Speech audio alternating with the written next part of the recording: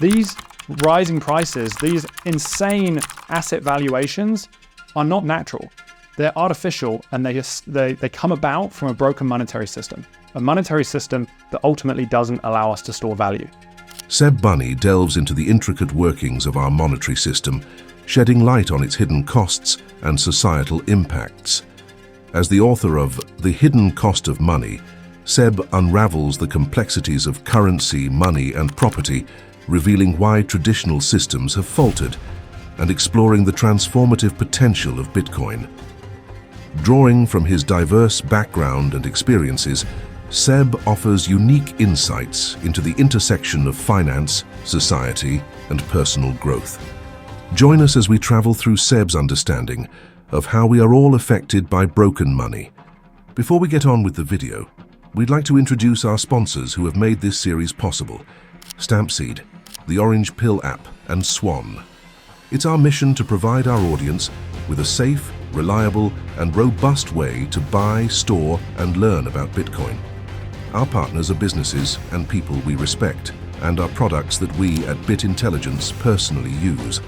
You're watching 21 Voices. Without further ado, here is Seb Bunny in Madeira, Portugal. I wrote The Hidden Cost of Money because I realized that there was not a book that spoke to the layperson, the average individual, a book that broke down how our monetary environment functions and how money really does weave its influence into every single aspect of our lives. Whether we're talking about the breakdown of our natural environment, the breakdown of our relationships, such as our parental relationships, our politics and governments, or if we're just talking simply about businesses and how businesses want to pursue the things that they value.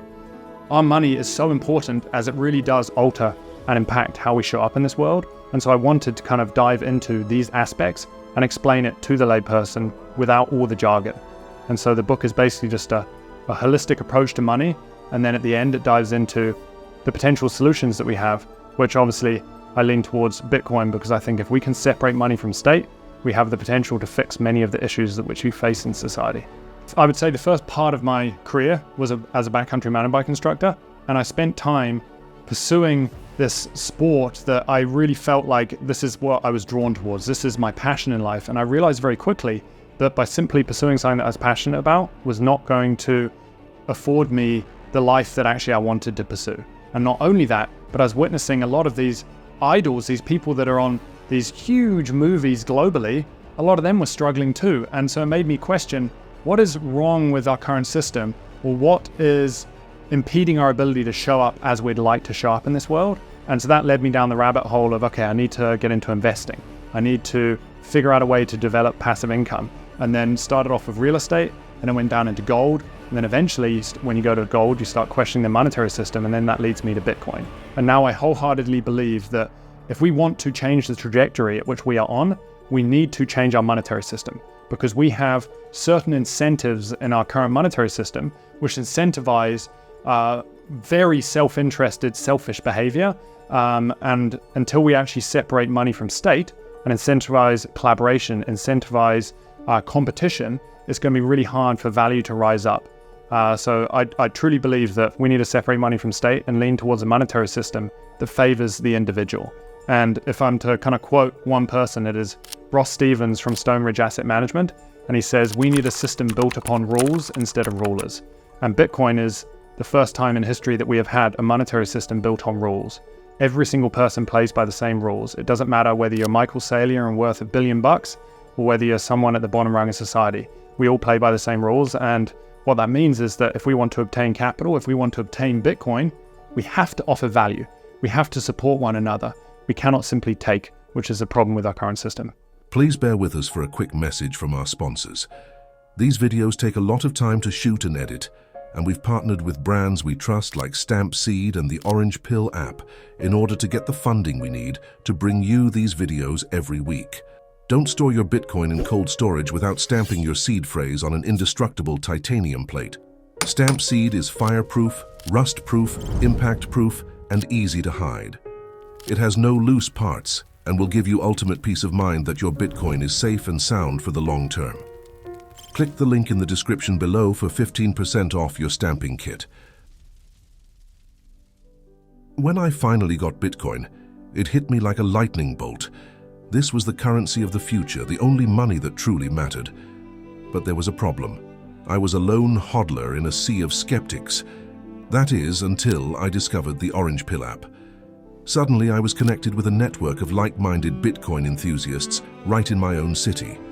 The Orange Pill app is more than just a social network. It's a community of passionate individuals determined to change the world, one Satoshi at a time. This series is brought to you by Swan and created by Bit Intelligence. Remember to like this video and subscribe to both our channels for more videos like this every week. Our current system is built upon intervention. And the challenge is a lot of people think, well, we need intervention because we have a system whereby there's a lot of people that are struggling. What they struggle to realize is they're struggling because of the intervention in the first place.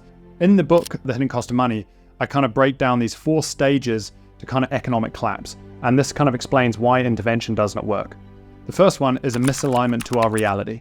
The second one is the death of creative destruction. The third one is distortion of capital flows. And the fourth one is decision-making impairment. So let's go through each of those. So if you ever read Jeff Booth's book, The Price of Tomorrow, he talks about how technology, we're always striving to get more for less. In all situations, whenever we're trying to advance the world, we're always striving to get more for less. You think about like the horse versus the car and the efficiency gains from moving towards the car. And the analogy that I like to give is the Netflix versus Blockbuster. Blockbuster, just to rent one movie, you used to have to drive down to Blockbuster expending gas. You used to have to spend half an hour in the store trying to pick out which movie you watched. Then you're $8-9 renting the movie. Then you drive home, you'd watch the movie, then you drive back, and then you drive home. All of that time and energy to watch one movie. And now we spend the same amount as one movie and we get Netflix with millions of shows at the touch of a button. So if you think about it, if technology is always trying to get more for less, then prices should be falling. But they're not. They're not falling. Instead, prices are rising, and this is because of our monetary environment. When the government constantly intervenes and prints more money, we, the currency holders, do not benefit to the same extent with technological advancement. And so this is the first issue we face. Prices should be falling, but instead, prices are rising. And now this poses a problem. If we have got this huge indebted nation with all of these companies that are carrying huge amounts of debt, well, if prices start to fall and the margins start to get squeezed, but then you're a hugely heavily indebted nation, then the government has to intervene. It has to go and inject capital into the economy in order to support these burgeoning businesses that have taken on too much debt. So now this kind of impedes competition. So this leads us to our second stage, which is kind of the death of creative destruction. So in a free market, you have competition. You have two companies competing against one another, and the one that offers the most value will rise to the top. But when the government is stepping in and bailing out companies, what is that doing? Well, it's now supporting companies that are being either fiscally irresponsible or they're not offering value. And the challenge with this is that if you're now impeding, you're creating artificial competition, it leads to a whole host of other issues. One big one is just innovation. If you think about it, if you're a company that is actually offering value in society, and all of a sudden you're now having to compete with all of these companies that should not exist, all of a sudden you're now having to redirect capital that would go towards innovation and research and development, and that's just going towards competition, marketing, you name it. So first off, innovation is destroyed. Second off, we've got the death of creative destruction. We're not allowing natural value in society to rise up because we're bailing out companies that should not exist. So that's the first 2 stages. We've got the misalignment to reality. Now we're bailing out companies. So now there's capital flow distortion. If you think about it, if us as consumers, we direct our capital towards companies that offer value, companies that offer services that offer something that we value, what ends up happening is capital flows and supports innovation. It ends up actually supporting these companies. But when the government is stepping in and interjecting and pumping capital and supporting all of these failing businesses, all of a sudden we're now seeing this misalignment of cash flow throughout society. Cash is flowing towards businesses that should not exist. And this poses a problem. Now we don't actually know what businesses should exist, what businesses shouldn't exist, who's offering value, who isn't offering value, which leads us to our final stage. If we're trying to start a business, or we're a central planner, or we're a politician, and we're trying to make decisions about our future, but we don't know who is offering value and who's not offering value, what companies should or should not exist, it's really, really challenging for us to make effective future decisions. And so these 4 stages explain why intervention doesn't work. When we try to intervene, when we try to prop up failing businesses, when we try to support certain areas of the economy, we actually start distorting the natural flow of capital in society, which ends up kind of breaking down competition. It ends up breaking down the free market, and ultimately that leads to a fragility in society. We end up with a society that is hugely indebted. We end up with a society where purchasing power is losing value, where it's harder and harder to live. Like, we know that when it comes to money, there's 3 functions of money: a store of value, a medium of exchange, a unit of account. Let's forget the second 2 for a second and focus on the first one. A store of value. When our money no longer stores value, people aren't simply just going to hold their capital in their money. They're still going to move that capital somewhere. So what do? They go and flood into real estate. They go and flood into equities. They go and flood into bonds. The reason why we've got insane inflation right now is because capital flight from the currency is happening because people are just trying to hedge against inflation. These rising prices, these like insane asset valuations are not natural. They're artificial, and they come about from a broken monetary system. A monetary system that ultimately doesn't allow us to store value. So kind of recapping on all of that, intervention doesn't work. When we step in and intervene, we impede natural evolutionary competition from taking place. What allowed humans to get to this point in society, or in humanity, is that we've allowed competition to take place, and we've allowed those that offer value to rise to the top. If you stop that from happening, if you support those that are fiscally irresponsible, if you support those that are not offering value in society, society starts to break down. We start being impeded in our ability to make economic decisions. So I think it's so important that we allow natural competition to take place. We've gained insight into the hidden costs of money and the promise of alternative solutions like Bitcoin. Seb's journey from the trails of mountain biking to the corridors of finance and education serves as a testament to the power of personal growth and the pursuit of knowledge. Stay tuned for more enlightening discussions, and remember to subscribe for the latest recaps, insights, and films about all things Bitcoin. What's up, everyone? My name's Bevan, and I'm the creator of the Bit Intelligence YouTube channel.